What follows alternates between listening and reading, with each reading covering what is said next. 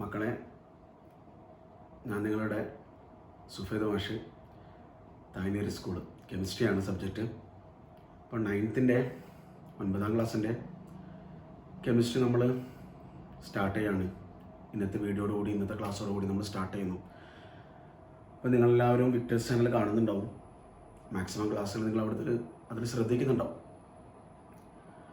അപ്പം എൻ്റെ ഈ ഒരു ക്ലാസ് കൊണ്ട് ഉദ്ദേശിക്കുന്നത് നിങ്ങളെ കേട്ട് കഴിഞ്ഞ ഭാഗങ്ങളുടെ ഒരു കൺക്ലൂഷൻ, എന്തൊക്കെ കാര്യങ്ങളാണ് മെയിൻലി അത് ഇമ്പോർട്ടൻ്റ് ആയിട്ട് നിങ്ങളെപ്പോഴും ശ്രദ്ധിക്കേണ്ടത്. ചാപ്റ്ററെക്കുറിച്ച് കംപ്ലീറ്റ് പറയും, എന്നാൽ അതിൽ ചില കാര്യങ്ങൾ കുറച്ചുകൂടി നമുക്ക് എപ്പോഴും ആവശ്യമുള്ളതാണ്. കെമിസ്ട്രിയുമായി ബന്ധപ്പെട്ടിട്ട് മുന്നോട്ടുള്ള എല്ലാ കാലത്തും 10ാം ക്ലാസ്സിലും +1 അങ്ങോട്ടൊക്കെ പഠിക്കുമ്പോൾ കെമിസ്ട്രിയിൽ നമുക്ക് ആവശ്യമുള്ള കുറേ പോയിന്റുകളുണ്ട് അതിൽ, ആ ചാപ്റ്ററിൽ. അപ്പോൾ structure of atom very important ചാപ്റ്ററാണ്. അപ്പോൾ ആ ചാപ്റ്ററിനെ കുറിച്ചുള്ള ഔട്ട്ലൈൻ തയ്യാറാക്കാൻ വേണ്ടിയാണ് ഞാനിപ്പം നിങ്ങളുടെ മുന്നിൽ വന്നിരിക്കുന്നത്. അപ്പോൾ ഇതിൻ്റെ നോട്ട്സ് ഞാൻ തയ്യാറാക്കി വെച്ചിട്ടുണ്ട്. അപ്പോൾ ഞാൻ നിങ്ങളെ ഗ്രൂപ്പിൽ ഈ വീഡിയോ സെൻഡ് ചെയ്യുമ്പോൾ തന്നെ നോട്ട്സും സെൻഡ് ചെയ്ത് തരും. ഇത് 2 വീഡിയോ ഉണ്ടാവും. ഇത് വീഡിയോ 1 ആണ്. ഇതിൽ നമ്മൾ കുറച്ച് കാര്യങ്ങൾ പറയും. പിന്നെ വീഡിയോ 2, 2 വീഡിയോ ഉണ്ടാവും. അതിൽ ആദ്യത്തെ വീഡിയോ ഇന്ന് അയച്ചു തരാം. പിന്നെ അതിൻ്റെ കൂടെ നോട്ട്സും അയച്ചു തരാം. അപ്പോൾ നിങ്ങളെല്ലാവരും നോട്ട്, കെമിസ്ട്രി നോട്ട്, നല്ലൊരു നീറ്റ് നോട്ട്, റഫ് നോട്ടിലൊക്കെ എഴുതുന്ന പരിപാടി അവസാനിപ്പിക്കണം. നല്ല കെമിസ്ട്രിക്ക് നല്ലൊരു നോട്ട് വാങ്ങിച്ചു വെക്കണം. വാങ്ങിയിട്ടുണ്ടെങ്കിൽ ആ നോട്ടിലേക്ക് നമ്മൾ ഈ ചാപ്റ്റർ ഞാൻ ഇന്ന് അയച്ചു തരുന്ന ആ PDF നോട്ടിൽ നിന്നും എഴുതിയെടുക്കാം. അപ്പോൾ അതിലെൻ്റെ നമ്പർ ഉണ്ടാവും, ഫോൺ നമ്പർ ഉണ്ടാവും.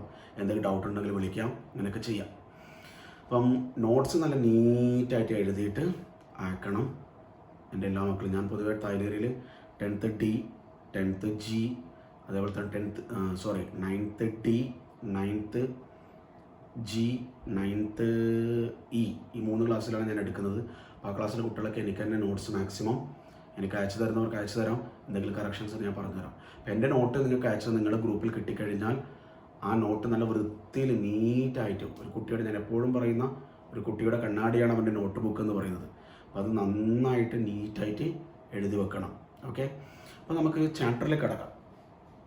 സ്ട്രക്ചർ ഓഫ് ആറ്റം എന്നുള്ള ചാപ്റ്ററാണ് 1ാമത്തെ ചാപ്റ്റർ. അത് നിങ്ങൾ കേട്ടിട്ടുണ്ടാവും, കുറേ കാര്യങ്ങൾ കേട്ടിട്ടുണ്ടാവും.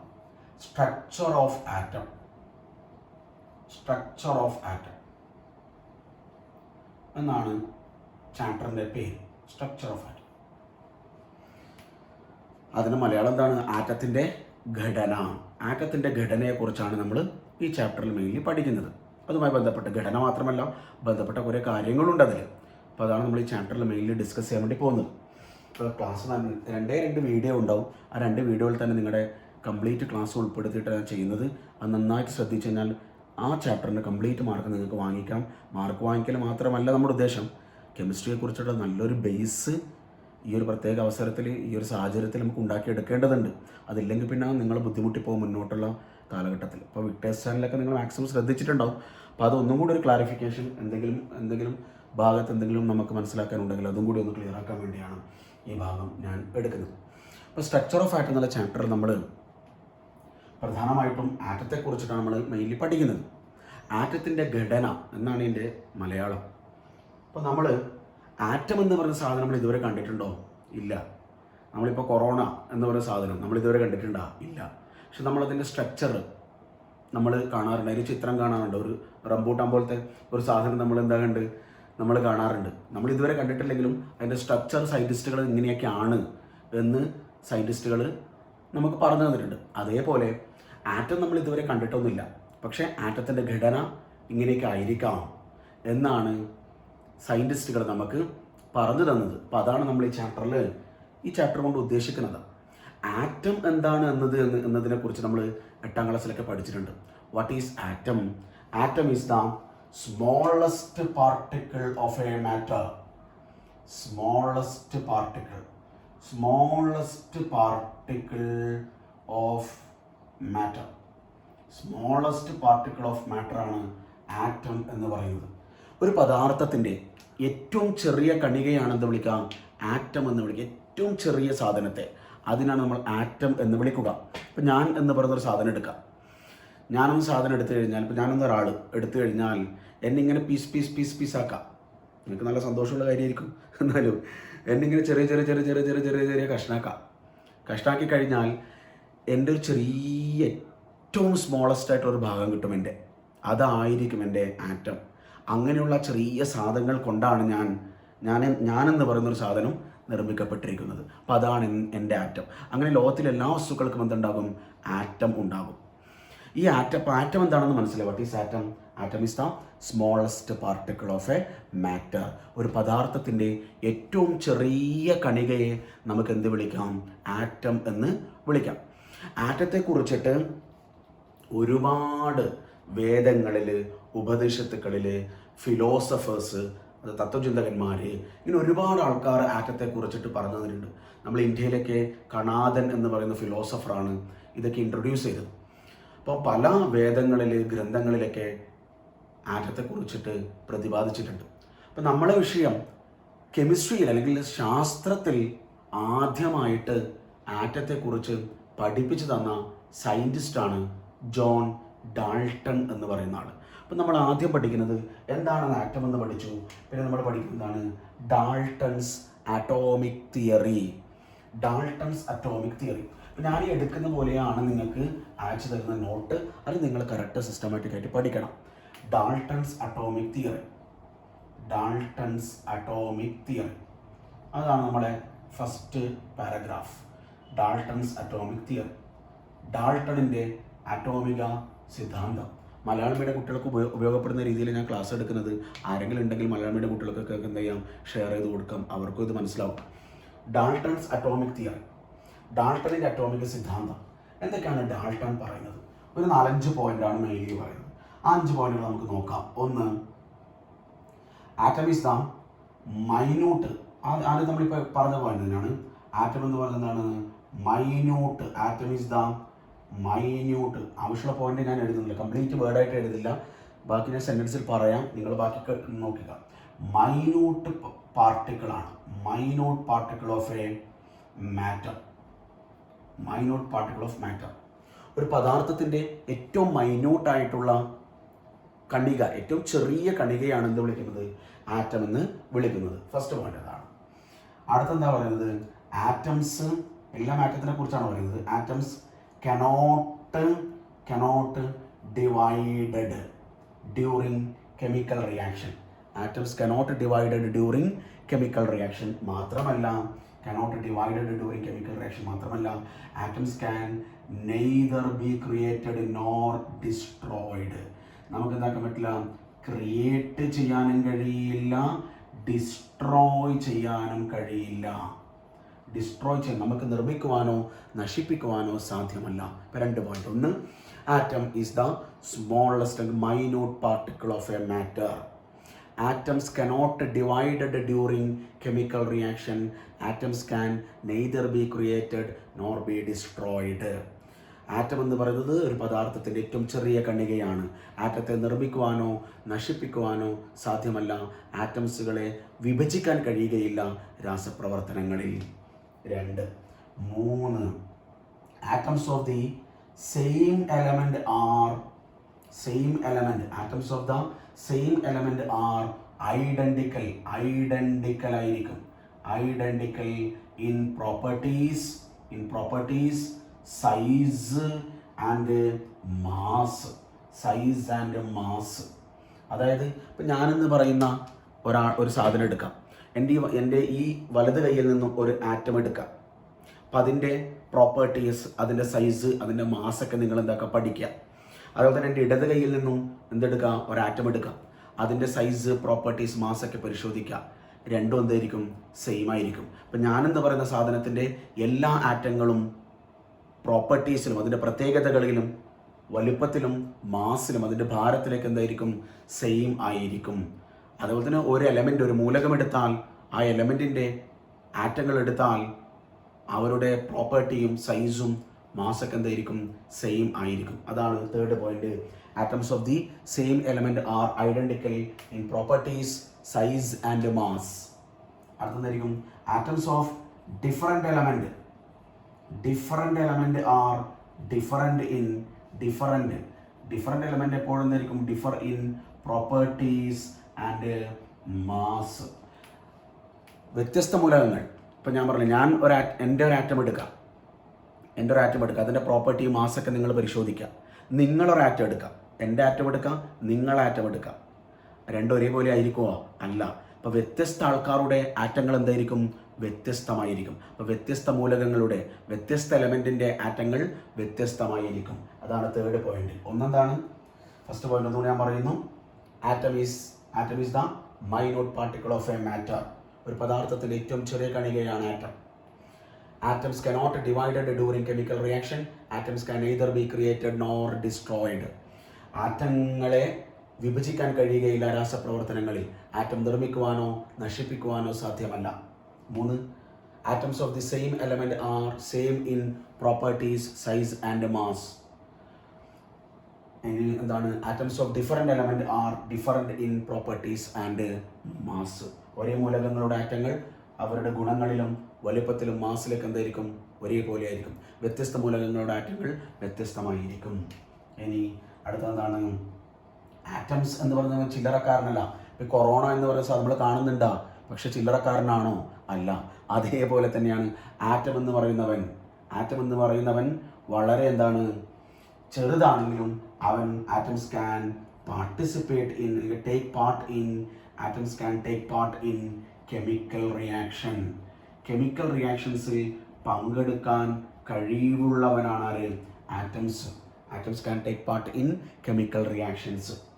ഇനി അതേപോലെ തന്നെ കോമ്പൗണ്ട്സുകൾ ഫോം ചെയ്യുന്നത്, സംയുക്തങ്ങൾ ഉണ്ടാകുന്നത്, കോമ്പൗണ്ട്സുകൾ ഫോം ചെയ്യുന്നത് ഡിഫറെൻ്റ് ആറ്റങ്ങളുടെ ഡിഫറെൻ്റ്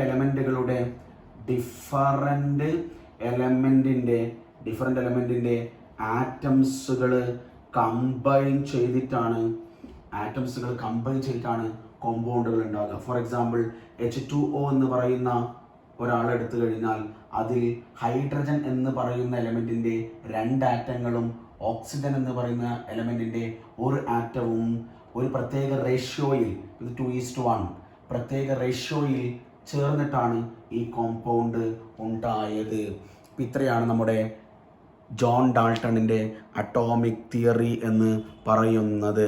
ഏതൊക്കെയാണ് ഞാൻ പറഞ്ഞു? ആദ്യം നമ്മുടെ ചാപ്റ്ററിൽ നിന്ന് പഠിച്ചു, സ്ട്രക്ചർ ഓഫ് ആറ്റം എന്നുള്ള ചാപ്റ്ററിൽ പഠിച്ചു. Atom is the smallest particle of a matter. John Dalton's atomic theory എന്താണ്? ആറ്റത്തെക്കുറിച്ച് ഡീറ്റെയിൽ ആയിട്ട് പറഞ്ഞു തന്ന സയൻറ്റിസ്റ്റാണ് ജോൺ ഡാൾട്ടൺ. അദ്ദേഹം ഒരു കെമിസ്ട്രി ടീച്ചറായിരുന്നു. അയാളാണ് ആദ്യമായിട്ട് ആറ്റത്തെക്കുറിച്ച് ഡീറ്റെയിൽ ആയിട്ട് നമുക്ക് പഠിപ്പിച്ചു തന്നത് ശാസ്ത്രലോകത്തിൽ. ഒന്നെന്തായിരുന്നു? Atom is the minute particle of a matter. Atoms cannot be divided during chemical reaction. Atoms can neither be created nor be destroyed. Atoms of the same element are same in properties, size and mass. Atoms of different element are differ in properties and mass. Atoms can take part in chemical reaction. Compounds are formed by the combination of different atoms in a simple ratio. ഇത്രയാണ് നമുക്ക് ഇതിനെക്കുറിച്ച് പറയാനുള്ളത്. Dalton's atomic തിയറിയെ കുറിച്ച് പറയാനുള്ളത്. അത് clear ആയിട്ടുണ്ടല്ലോ? Okay.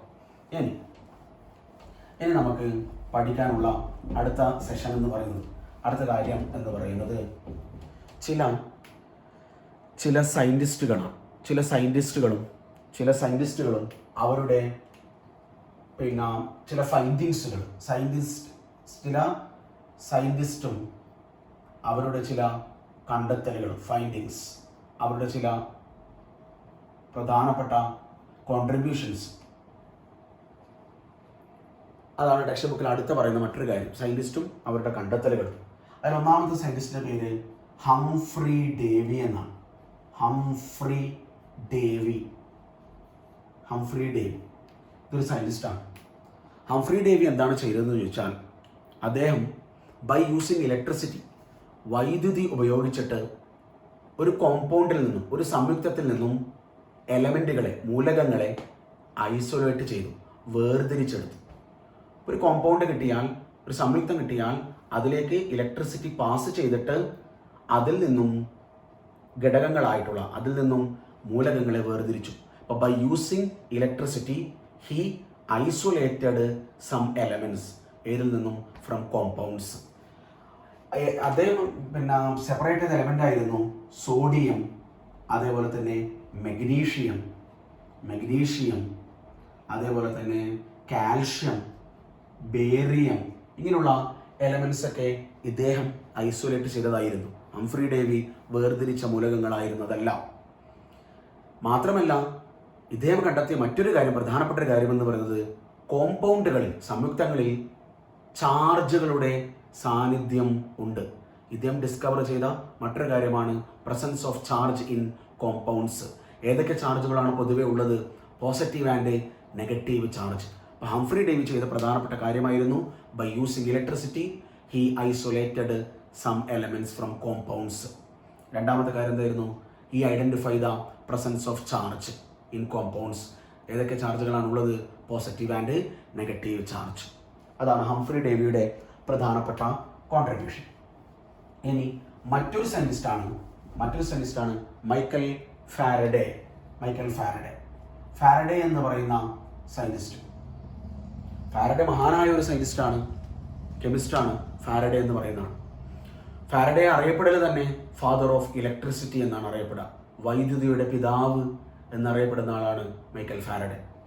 Faraday ചെയ്തത് പ്രധാനമായിട്ടും അദ്ദേഹം ലിക്വിഡ്സിലേക്ക്, ദ്രാവകങ്ങളിലേക്ക് ഇലക്ട്രിസിറ്റി പാസ് ചെയ്തു. ദ്രാവകങ്ങളിലേക്ക് വൈദ്യുതി കടത്തിവിട്ടു. അദ്ദേഹം കണ്ടെത്തിയ പ്രധാനപ്പെട്ട ഒരു കണ്ടുപിടുത്തമായിരുന്നത് ലിക്വിഡ് ക്യാൻ അല്ലെങ്കിൽ electricity can passed through liquids. ഇലക്ട്രിസിറ്റിയെ ഏതിലൂടെ കടത്തിവിടാം? ദ്രാവകങ്ങളിലൂടെ കടത്തിവിടാം.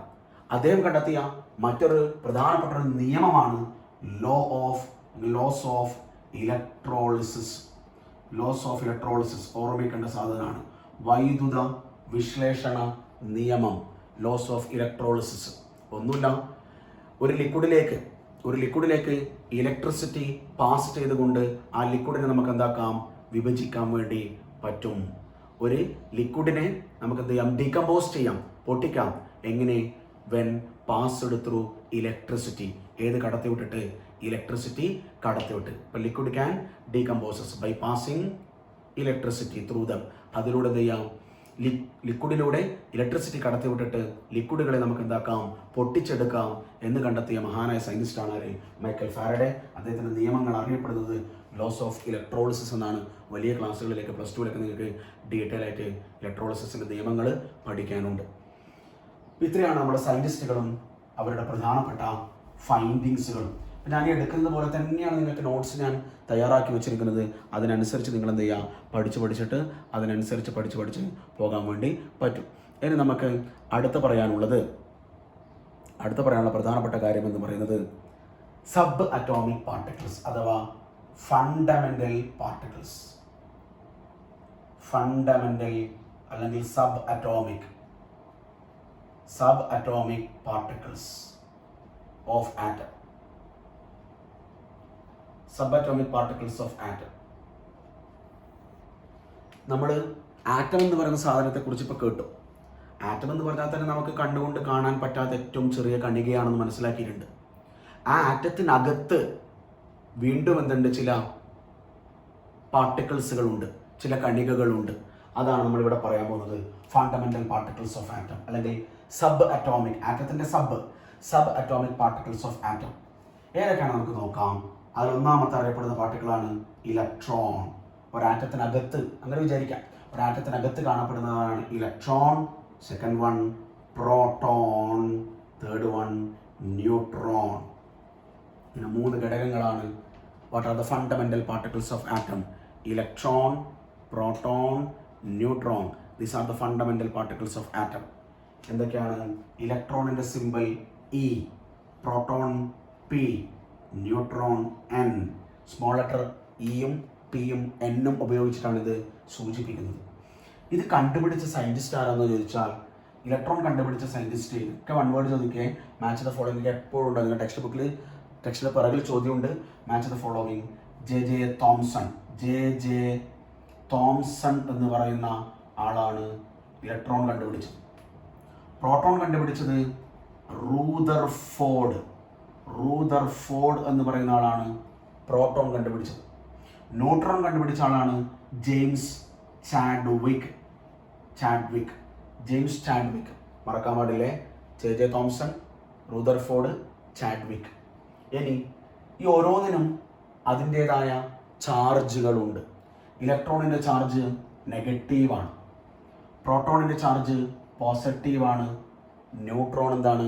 ചാർജ് ഇല്ലാത്ത കണങ്ങളാണ്, ദാറ്റ് ഈസ് ചാർജ്ലെസ് ആണ്. ചാർജ് ഇല്ലാത്തവരാണ് ആര്? ന്യൂട്രോൺസ്. അപ്പോൾ ഒന്നും കൂടി, what are the fundamental particles of atom?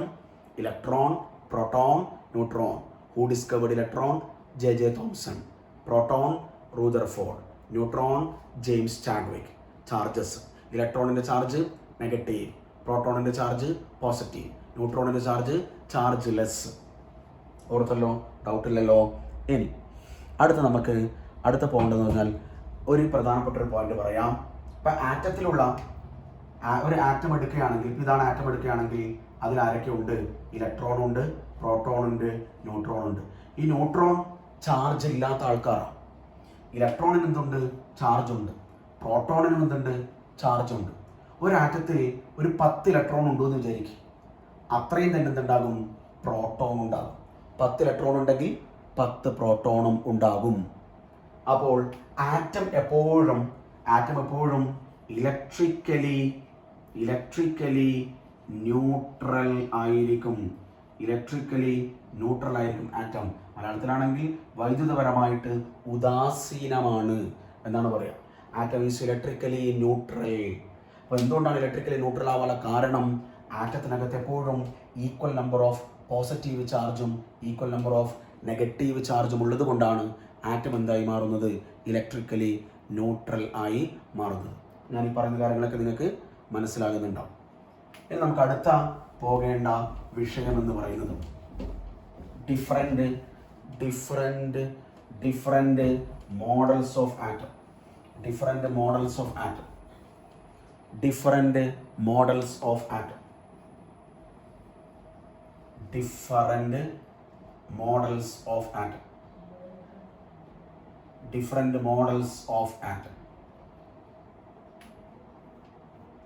ആറ്റത്തെക്കുറിച്ച് നമ്മൾ എന്താക്കണം? ആറ്റത്തിൻ്റെ പിക്ചേഴ്സ് നമ്മൾ എന്താക്കണം?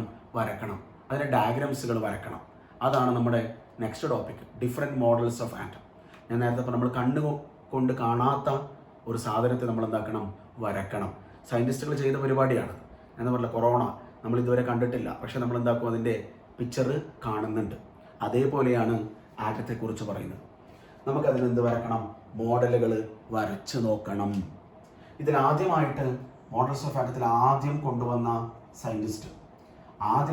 ആളാണ് റൂദർഫോർഡ്സ് മോഡൽ. റൂദർഫോർഡിൻ്റെ ചിത്രം, അതാണ് നമ്മൾ ആദ്യം പഠിക്കുന്നത്. റൂദർഫോർഡിൻ്റെ മോഡൽ അറിയപ്പെടുന്നതിൽ തന്നെ പ്ലാനറ്ററി മോഡൽ എന്നാണ്. അല്ലെങ്കിൽ സോളാർ സിസ്റ്റം മോഡൽ എന്നൊക്കെ നമുക്ക് വിളിക്കാം. പ്ലാനറ്ററി മോഡൽ, സൗരയുധ മാതൃക എന്ന് മലയാളത്തിൽ പറയാം. റൂദർഫോർഡാണ് ആദ്യമായിട്ട് ഈ സൗരയുധ മാതൃക, പ്ലാനറ്ററി മോഡൽ ഓഫ് ആറ്റം കൊണ്ടുവന്നത്. ഇതേ പറയുന്നത്രേ ഉള്ളൂ. ആറ്റം എന്ന് പറയുന്ന ഒരു സാധനം നിങ്ങൾ എടുത്താൽ, ഇനി ആറ്റത്തിൻ്റെ ഡീറ്റെയിലേക്ക് നമ്മൾ കിടക്കുകയാണ്. ആറ്റത്തിനെ കുറിച്ചുള്ള പഠനം, സ്ട്രക്ചർ ഓഫ് ആറ്റം, ചാപ്റ്ററിൻ്റെ പേര് ഓർമ്മയുണ്ട്, ആറ്റത്തിൻ്റെ ഘടനയെക്കുറിച്ച് നമ്മൾ പഠിക്കാം. ഈ റൂദർഫോർഡ് പറയുന്നത് ആറ്റം എടുത്താൽ ആറ്റത്തിൻ്റെ സെൻറ്ററിൽ ഒരു പാർട്ടുണ്ട്, അതിലൊരു മർമ്മമുണ്ട്. Atom has a centre called nucleus. ആറ്റത്തിനൊരു സെൻറ്റർ ഉണ്ട്, അതിന് വിളിക്കുന്ന പേരാണ് ന്യൂക്ലിയസ്. ന്യൂക്ലിയസ് ഇൻട്രൊഡ്യൂസ് ചെയ്ത ആളാണ് Rutherford. Atom has a centre is called nucleus. ഈ രണ്ടാമത് പറയുന്നത് ഹോൾ മാസ്. ഈ ന്യൂക്ലിയസ് എന്ന് പറഞ്ഞാൽ ചെറിയ ആളല്ല. Whole mass of atom is concentrated to the nucleus. ഒരാറ്റത്തിൻ്റെ എല്ലാ കാര്യങ്ങളും കേന്ദ്രീകരിക്കുന്നത് ഏതിലേക്കാണ്? ന്യൂക്ലിയസിലേക്കാണ്. അപ്പോൾ നിങ്ങൾ ഇങ്ങനെ ഇമാജിൻ ചെയ്യാം, ആറ്റം എന്ന് പറഞ്ഞാൽ ഒരു ഫുട്ബോൾ ഗ്രൗണ്ടാന്ന് വിചാരിക്കാം. ആ ഫുട്ബോൾ ഗ്രൗണ്ടിൻ്റെ സെൻറ്ററിൽ വെക്കുന്ന ഫുട്ബോൾ ആയിരിക്കുമെന്ന് ന്യൂക്ലിയസ്. ആ ഫുട്ബോൾ ഗ്രൗണ്ടിലുള്ള എല്ലാ ആൾക്കാരും ഏതിനെയാണ് നോക്കുക? ഫുട്ബോളിനെയാണ് നോക്കുക. അതേപോലെയാണ് ആരുടെ അവസ്ഥ? ന്യൂക്ലിയസിൻ്റെ അവസ്ഥ. അപ്പം ആറ്റം എന്ന് പറയുന്നൊരു സാധനം എടുത്താൽ അതിന് സെൻറ്റർ ഭാഗമുണ്ട്. ആ സെൻറ്റർ ഭാഗമാണെന്ത്? ന്യൂക്ലിയസ്. ആറ്റത്തിൻ്റെ എല്ലാ ഭാഗങ്ങളും, എല്ലാ മാസും, ഹോൾ മാസ്, എല്ലാ ശക്തിയും is concentrated to the nucleus. എല്ലാം അതിലേക്കാണ് എന്ത് ചെയ്യുക? കോൺസെൻട്രേറ്റ് ചെയ്യുക. അപ്പോൾ അതാണ് ഒന്ന്.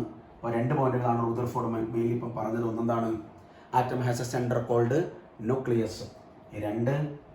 രണ്ട് whole mass of atom is concentrated to the nucleus. 3 electrons are revolving around the nucleus. ഇലക്ട്രോണുകൾ ന്യൂക്ലിയസിന് ചുറ്റും ഇങ്ങനെ കറങ്ങിക്കൊണ്ടിരിക്കുകയാണ്. ഈ 3 പോയിന്റാണ് ആര് മെയിൻലി പറഞ്ഞത്? റൂദർഫോർഡ് പറഞ്ഞത്. അദ്ദേഹത്തിൻ്റെ മോഡൽ അറിയപ്പെടൽ പ്ലാനറ്ററി മോഡൽ, അല്ലെങ്കിൽ നമുക്ക് എന്തും വിളിക്കാം സോളാർ സിസ്റ്റം മോഡൽ എന്നൊക്കെ പറയാം. 3 കാര്യങ്ങളാണ് റൂദർഫോർഡ് മെയിൻലി പറഞ്ഞത്. Atom has a center called nucleus. Whole mass of atom is concentrated to the nucleus. Electrons are revolving around the nucleus. ആറ്റത്തിന് ഒരു മധ്യബിന്ദുവുണ്ട്, അതിന് ന്യൂക്ലിയസ്, മലയാളത്തിൽ ന്യൂക്ലിയസ് എന്ന് വിളിക്കാം, ന്യൂക്ലിയസ് എന്ന് വിളിക്കുന്നു. ആറ്റത്തിൻ്റെ എല്ലാ മാസും ന്യൂക്ലിയസിലേക്കാണ് കേന്ദ്രീകരിക്കപ്പെടുന്നത്.